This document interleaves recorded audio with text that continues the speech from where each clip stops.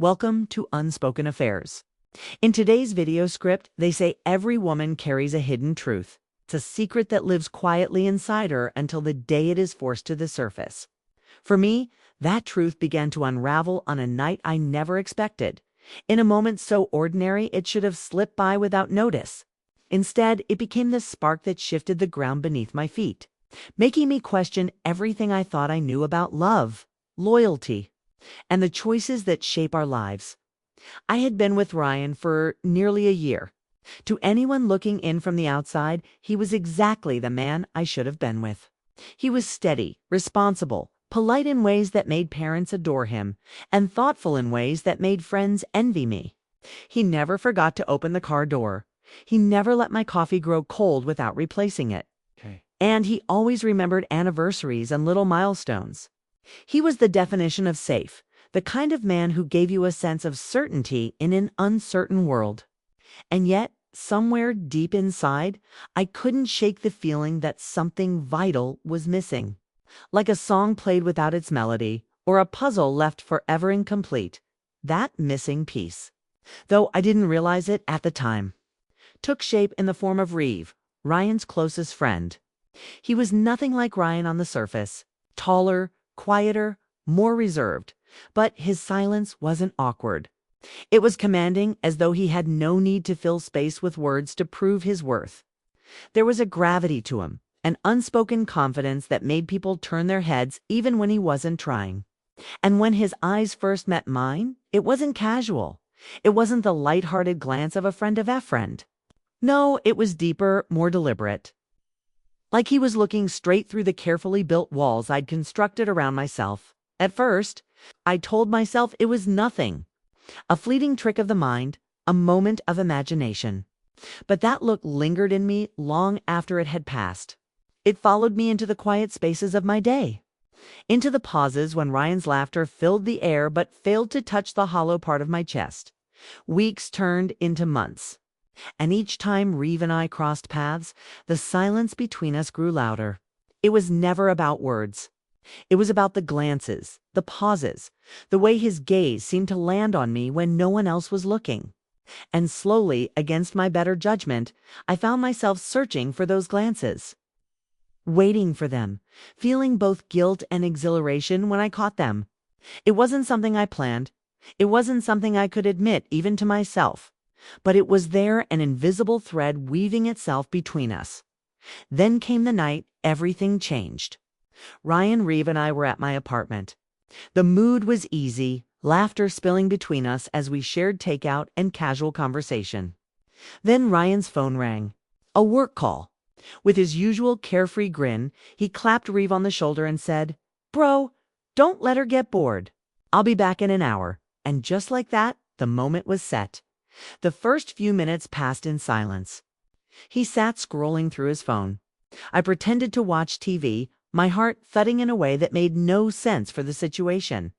The air between us felt charged, like the room itself had shifted into a different frequency. Finally, desperate for something to break the tension, I muttered, "I'll make tea." I slipped into the kitchen, hoping that distance would bring me relief. But the sound of footsteps told me he had followed. He didn't come too close. He didn't have to. His presence filled every corner, every breath. My hands trembled slightly as I lifted the kettle, and when the cup tipped, spilling hot tea across the counter, he moved quickly. "You okay?" he asked, his hand catching mine, firm, steady, warm. That touch was more than touch. It was a confession, a question, an entire conversation in a single instant. I didn't pull away. My back brushed against the counter as I looked up, and he was already watching me. The silence swelled, electric, undeniable. He stepped closer, not in a rush, not with force, but with a kind of patience that made my pulse race. His hand brushed against my waist, gentle, hesitant, giving me the chance to stop him. I didn't. Every part of me screamed that this was dangerous, wrong, a betrayal waiting to happen. But another voice, louder and more insistent, whispered that it was the truth I had been searching for. When his breath touched my neck, I froze, but not in resistance, in surrender. My world tilted. It wasn't about logic or intention anymore. It was about something raw and real, something that made everything else feel like an act I had been performing. We didn't cross every line that night. There were no dramatic confessions, no stolen hours of betrayal. But something even more dangerous happened. The boundary between loyalty and desire crumbled. When Ryan returned, the evening carried on as though nothing had changed. We laughed, we ate, we joked. But behind every smile was a secret, a truth neither of us could take back. That night I lay awake long after Ryan had fallen asleep beside me. My mind replayed the moment again and again, my body remembering the warmth of his hand, my heart pounding with the knowledge of what it meant. The days that followed were strangely silent. No texts from Reeve, none from me either. And yet, every time I was alone, my mind returned to that moment. I told myself I still loved Ryan, and maybe in some way I did. But not in the way I felt when Reeve looked at me as, though he truly saw me, the parts of me I kept hidden from the rest of the world. Time passed. But the silence between us carried weight. Whenever I saw him with Ryan, whenever his glance caught mine across a room, the memory returned with a force that made my chest ache. I thought guilt would consume me, and sometimes it did, but far more often, it was longing. One evening, Ryan invited him over again. The three of us sat in the living room, laughter bouncing off the walls as Ryan joked about work and sports. I smiled when I was supposed to, but my heart pounded in my chest. Because across the room, his eyes found mine for just 1 second, and in that second, the entire night in the kitchen came rushing back. That night, I lay awake again, staring at the ceiling, wondering if he thought of me too. Did he regret it? Did he want more?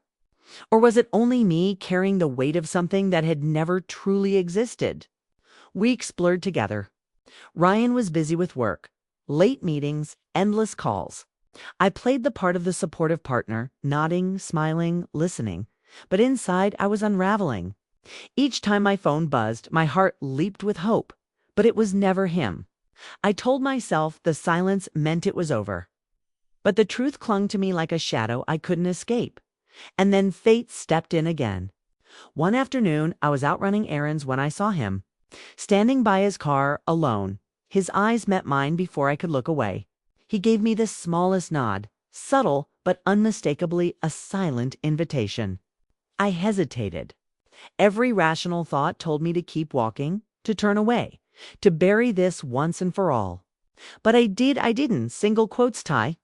We talked at first about nothing, the weather, work, little things that didn't matter. But beneath every word was the weight of what had passed between us. And then, finally, he said it. I haven't stopped thinking about you. The world seemed to pause. Hearing those words made everything real in a way I had been trying to deny. It wasn't just me. He felt it too. From that moment on, everything changed. The silence was broken, replaced by stolen messages, quick calls. Subtle interactions that kept the fire alive without ever fully igniting it. I told myself it was harmless, that I could control it, that as long as we didn't cross certain lines, it wasn't betrayal. But deep down, I knew the truth. Once a boundary is broken, it can never be mended. And so my secret grew heavier with each passing day. Ryan still looked at me with love, with trust, and that was the part that tore at me most. Because he believed in me, in us, in the woman he thought I was. And every time he smiled at me, my heart cracked a little more, knowing I was no longer that woman. Some nights I still lie awake, replaying every detail. The first glance, the silence, the touch that changed everything.